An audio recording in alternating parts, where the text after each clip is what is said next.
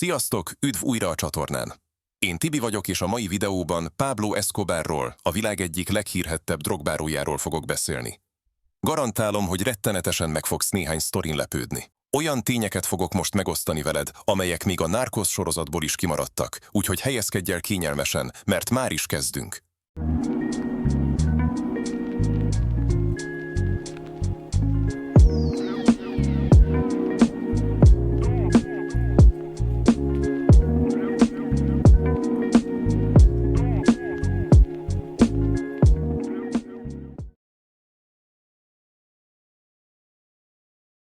Pablo Escobar naponta $7 millió veszített készpénzben, egyszerűen azért, mert a patkányok megrágták a bankjegyeket. Igen, jól hallottad, naponta $7 millió.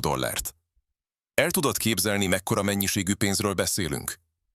Escobar birodalma a 80-as években annyira jövedelmező volt, hogy a Medellín kartel hetente körülbelül $60 millió keresett kizárólag az Amerikai Egyesült Államokba irányuló kokainkereskedelemből. Ezt a hatalmas mennyiségű készpénzt valahol tárolni kellett, és mivel Pablo nem tehette bankba a pénzt, különféle rejtek helyeken tartotta. Például raktárakban, falakban, pincékben vagy a föld alá ásva. A becslések szerint Escobar vagyonának hozzávetőleg 10%-a veszett el a tárolás során. Részben a patkányok miatt, részben pedig azért, mert egyszerűen elfelejtették, hová rejtették a pénzt. De ez őt egyáltalán nem zavarta. Számára ez csupán apró pénz volt. Pablo annyira gazdagnak számított, hogy egyszer, amikor a lánya fázott, egyszerűen meggyújtott $2 millió, hogy felmelegítse őt. Ő volt az egyetlen bűnöző, aki bekerült a Forbes magazin leggazdagabb embereket rangsoroló listájára, ráadásul 7 egymást követő éven át. Pablo Escobar saját börtönt épített magának, amit La Catedral néven ismerhetsz. Miután a kolumbiai hatóságok már nem tudtak mit kezdeni a drogbáró egyre növekvő hatalmával, különös alkut kötöttek vele. Escobar önként feladta magát azzal a feltétellel, hogy saját maga tervezheti és építheti meg azt a börtönt, ahol fogva tartják. Az eredmény egy luxusbörtön lett, amit inkább lehetne 5 csillagos szállodának nevezni. La Catedral rendelkezett diszkóval, bárokkal, jacuzzival, vízeséssel, focipályával és még egy házi állatkerttel is. A börtönőrök valójában Escobar emberei voltak, és a látogatókat senki sem ellenőrizte. Pablo innen továbbra is irányította drogbirodalmát és üzleti megbeszéléseket tartott. Saját szakácsai voltak és rendszeresen szervezett bulikat, amelyekre prostituáltakat hívott. A börtönben töltött idő alatt egyetlen percre sem szűnt meg a kokain biznisz működése. Sőt, egyesek szerint még hatékonyabbá is vált, mert így jobban tudott az üzletre koncentrálni a hatóságok zaklatása nélkül. Amikor a kormány rájött, hogy ez az egész csak egy színjáték, és megpróbálták átszállítani egy valódi börtönbe, Pablo egyszerűen kisétált az épületből, és ismét szökevényé vált. Pablo Escobarnak saját magánállatkertje volt, ahol egzotikus állatokat tartott, köztük vízilovakat is.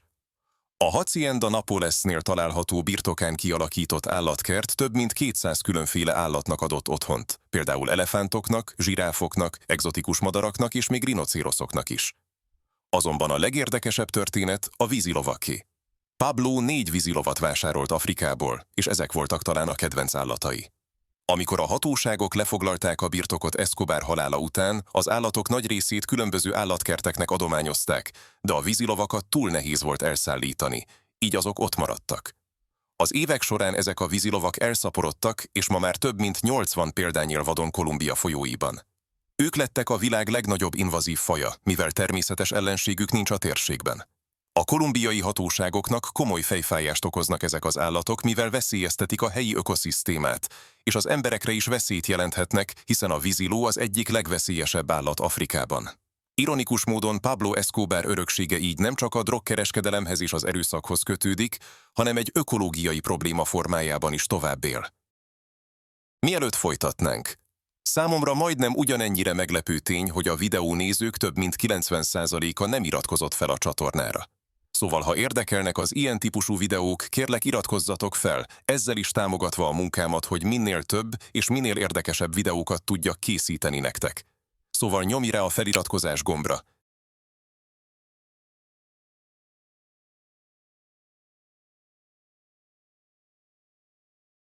Pablo Escobar olyan gazdag volt, hogy egy időben felajánlotta, kifizeti Kolumbia teljes államadósságát, ami akkoriban körülbelül 10 milliárd dollárra rúgott. Ez az ajánlat természetesen politikai szándékból született. Cserébe azt kérte, ne adják ki őt az Egyesült Államoknak, és hagyják, hogy szabadon folytathassa üzleti tevékenységét. A kolumbiai kormány elutasította az ajánlatot, de ez jól mutatja, milyen elképesztő vagyonnal rendelkezett a drogbáró. A Medellín kártel fénykorában a világ kokainpiacának 80%-át uralta, és Pablo személyes vagyonát 30 milliárd dollárra becsülték. Havonta körülbelül 400 millió dollárt keresett, ami még a mai leggazdagabb emberek között is kiemelkedően jelentős lenne. Az ajánlat azért is volt különösen provokatív, mert Escobar tulajdonképpen azt állította, hogy a drogkereskedelem révén szerzett pénze több, mint az ország teljes adóssága, amit a kormány évtizedek alatt halmozott fel.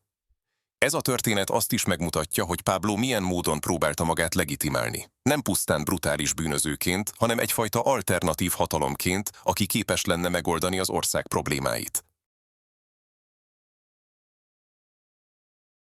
Pablo Escobar a szegények hőse volt Medellínben, és Robin Hoodként emlegették. Miközben drogbárói tevékenysége miatt az Amerikai Egyesült Államok és a kolumbiai kormány üldözte, a szegény negyedekben valóságos hősként tisztelték. Ennek oka az volt, hogy Escobar hatalmas összegeket költött a szegények megsegítésére. Lakótelepeket építtetett hajléktalanok számára, köztük a híres Barrio Pablót, ahol több mint 1500 családnak biztosított otthont. Ezen kívül kórházakat, iskolákat, templomokat és sportpályákat építtetett, valamint rendszeresen osztott élelmiszert a rászorulóknak. Támogatott egy programot, amely a drogfüggő fiatalok rehabilitációját segítette, ami ironikus tekintve, hogy ő maga volt a világ legnagyobb kokainkereskedője. Ezekkel a jótékonysági gesztusokkal nem csak a népszerűségét növelte, hanem egy lojális támogatói bázist is kialakított, akik rejtegették őt a hatóságok elől, és értesítették, ha rendőrök vagy katonák érkeztek a környékre.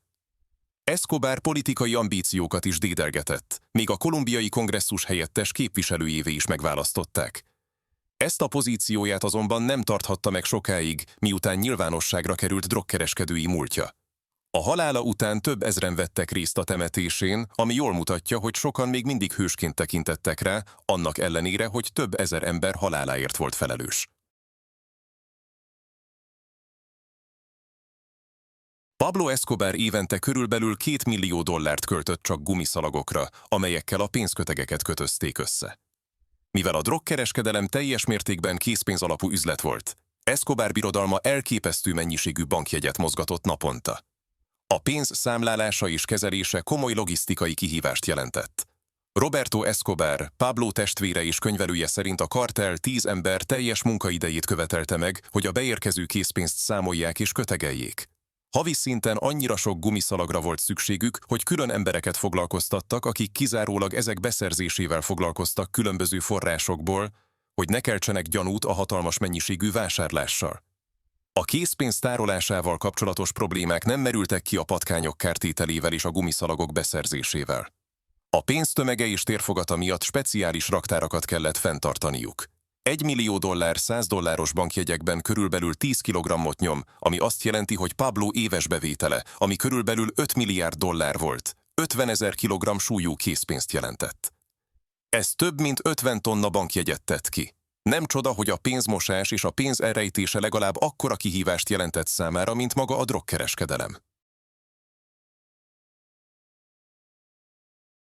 Pablo Escobar annyira rettegett a kiadatástól, hogy 1 millió dollárt ajánlott fel minden egyes amerikai DEA ügynök fejéért.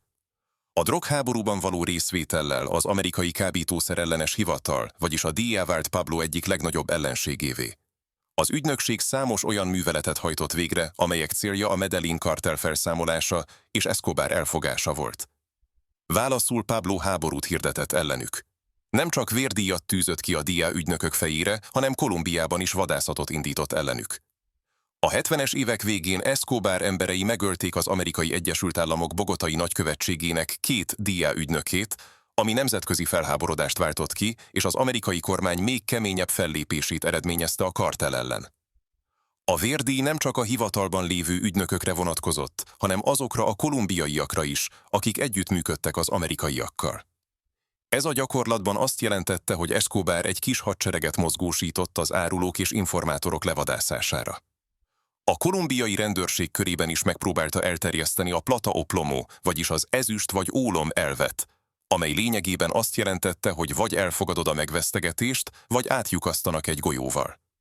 Ennek következtében sok rendőr és hivatalnok vagy korruptá vált, vagy menekülni kényszerült az országból. Az amerikai kormány végül egy speciális egységet állított fel Escobar elfogására és megölésére.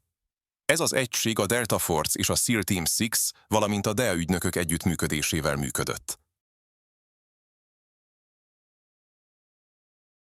Pablo Escobar évente körülbelül $2 milliárd veszített el a pénzkezelése során. Ez azt jelenti, hogy a kartell teljes bevételének nagyjából 10%-a egyszerűen eltűnt. A veszteség oka részben a már említett patkánykárok voltak, de más tényezők is közrejátszottak. Például a nedvesség, ami tönkretette a bankjegyeket a föld alatti rejtekhelyeken, vagy egyszerűen az, hogy elfelejtették, hová rejtették a pénzt. Egy alkalommal $10 millió rejtettek el egy falban egy építkezés során, amit aztán lebontottak anélkül, hogy bárki emlékezett volna a pénzre. Roberto Escobar elmondása szerint a pénz olyan bőségben áramlott, hogy nem is volt idejük és energiájuk minden centet nyomon követni. Előfordult, hogy egy-egy kisebb raktárról, ahol néhány millió dollárt tároltak, egyszerűen megfeledkeztek. A kartell olyan sok készpénzt termelt, hogy egyszerűen lehetetlen volt mindent hivatalos csatornákon keresztül tisztára mosni, ezért Escobar kénytelen volt innovatív megoldásokhoz folyamodni. Például repülőgépeket vásárolt, meghamisította az értéküket, majd eladta őket, hogy legalizálja a pénzt. Más esetekben műkincseket vásárolt, ingatlanokba fektetett, vagy éppen offshore cégeken keresztül próbálta tisztára mosni a drogkereskedelemből származó pénzt. De még ezekkel a módszerekkel is a bevétel jelentős része soha nem került vissza a legális gazdaságba, hanem valahol a kolumbiai hegyekben, dzsungelekben vagy éppen városok alatt rothadt és penészesedett. Ha tetszenek a videók és szeretnél hozzájárulni ahhoz, hogy még több ilyen videó készüljön, akkor a köszönet gombbal megteheted. Nem kötelező persze, de minden egyes támogatás nagyon jól jön, és tényleg sokat jelent nekem. És már az is rengeteget számít, ha megnézed a videót, dobsz egy lájkot, vagy csak írsz egy kommentet. Köszönöm előre is.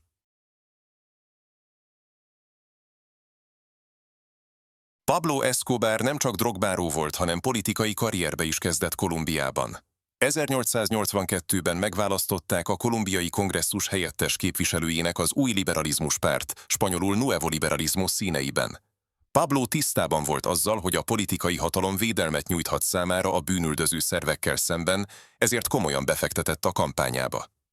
Escobar politikai platformja a szociális igazságosságra, a szegénység elleni küzdelemre és a kolumbiai nacionalizmusra épült. Nyilvános beszédeiben gyakran kritizálta az Egyesült Államokat és a kolumbiai elitet, amiért nem tesznek eleget a szegényekért. Ironikus módon éppen az a drogipar, amelynek ő volt a vezetője, játszotta a legnagyobb szerepet a kolumbiai társadalom destabilizálásában. Politikai karrierje azonban nem tartott sokáig.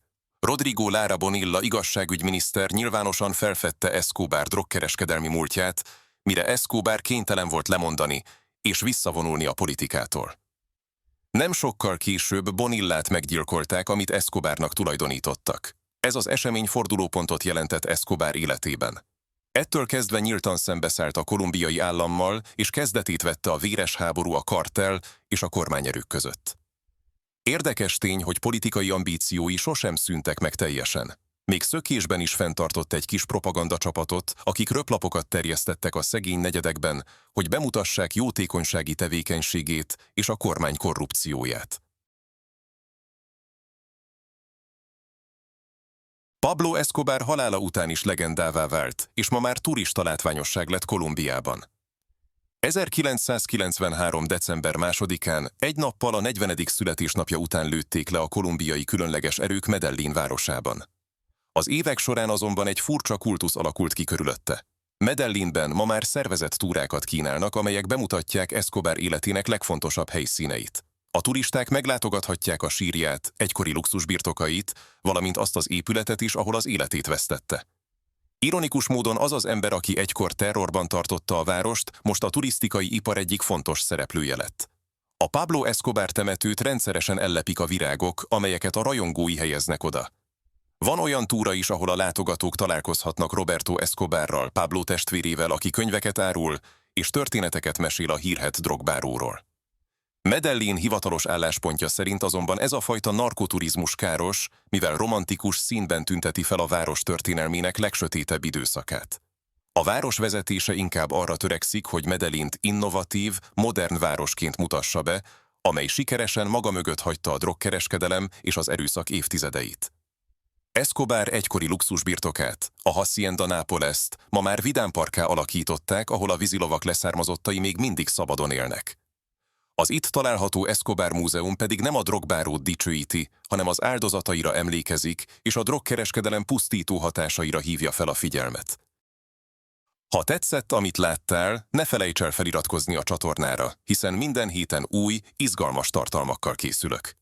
Nyomj egy tetszik gombot is, ha tanultál valami újat, és mindenképp írd meg a hozzászólások között, hogy szerinted ki volt valójában Pablo Escobar, egy könyörtelen gyilkos vagy egy modernkori Robin Hood. Az is érdekelne, hogy honnan nézed a videóimat, talán éppen Kolumbiából? Írd meg azt is, melyik információ lepett meg a legjobban. Köszönöm, hogy velem tartottál, és jövő héten egy újabb híres személyiség történetével jelentkezem.